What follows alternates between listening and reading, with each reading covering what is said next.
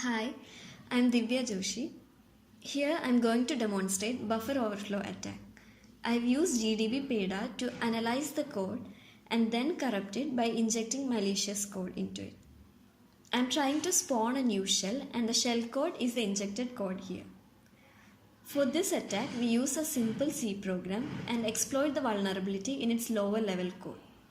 I've already written a C code buff.c, which is a very simple program.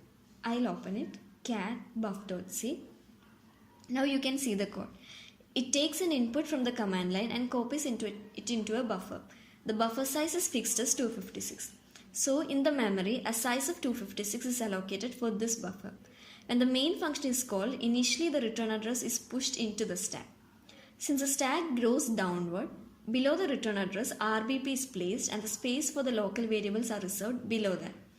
So when strcpy is done, it copies everything in the input without checking the size into this reserved area. When the input overflows the reserved memory, it will override the RBP location and then the return address above it. So here is where we manipulate the flow of the program. We inject a shell code. I have a shell code. As you can see, it is a 27-byte hex code. Before attacking, we have to disable certain things.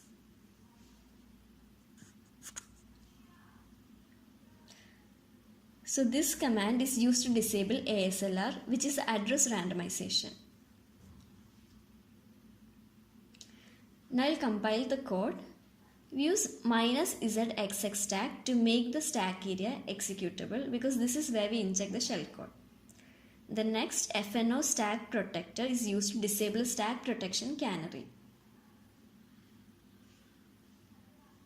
The code has been compiled successfully.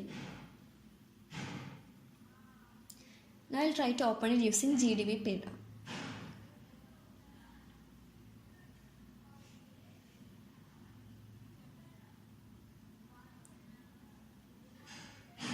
I'll type the disas main. So as you can see, this function will display everything in the assembly code. So you can see the assembly code corresponding to the program. Now we'll create a pattern of size 280, which is greater than the size 256 that we specified. So we'll create pattern create 280 and we'll write this into a file name pat. Now we'll run it. Run cat pat. So as you can see, segmentation fault has occurred. So now in order to get the offset at which the overflow has occurred, we type pattern search.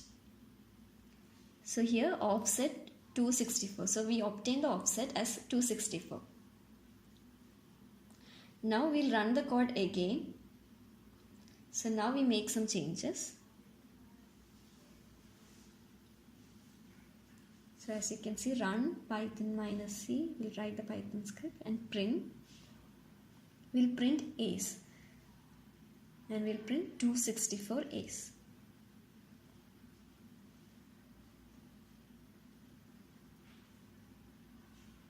On running it, segmentation fault has occurred as expected.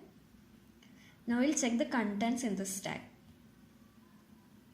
So for that we'll type x/200x $ESP. It will display the content of the registers from RSP.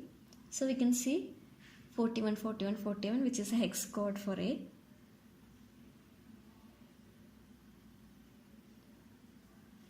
Now we'll try to rewrite the return address.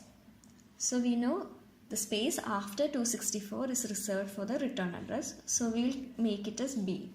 So we'll write B into 6. So you can see the return address as 62, 62, 62, which is a hex code for B. So we have successfully rewritten the return address.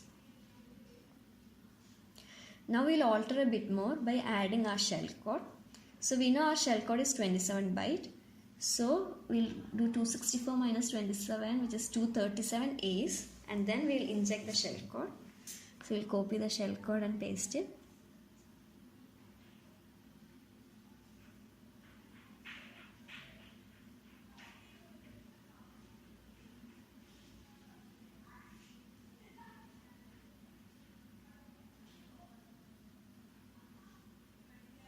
On running, we get a segmentation fault again. Next, we try to change the return address to somewhere inside the stack where we have written A's. So in order to find some address where there is an A, we'll check the stack again and then we'll choose an address. So here we have chosen 7FFFFFE2E0. Now instead of B, we will give that address as little endian.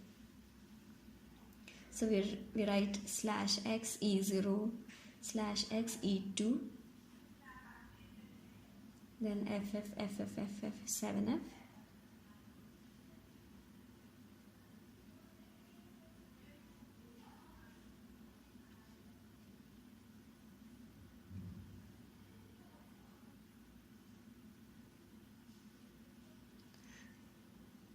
We execute it and get the segmentation fault again, and you can see the return address has changed to what we give, 7FFFFFE2E0. Now we'll replace the A's with X90, which is no. This will jump to the next instruction, and since we write 237 no-op and then the shellcode, returning to any of these no-ops will jump one by one and finally reach the shellcode and execute it.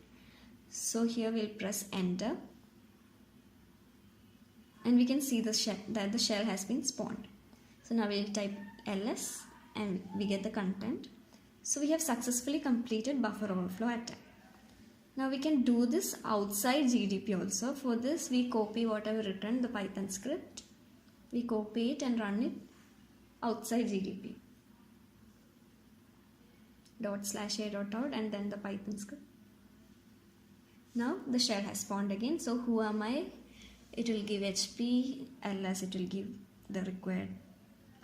So we have successfully performed buffer overflow attack, and this is how it is done. Thank you.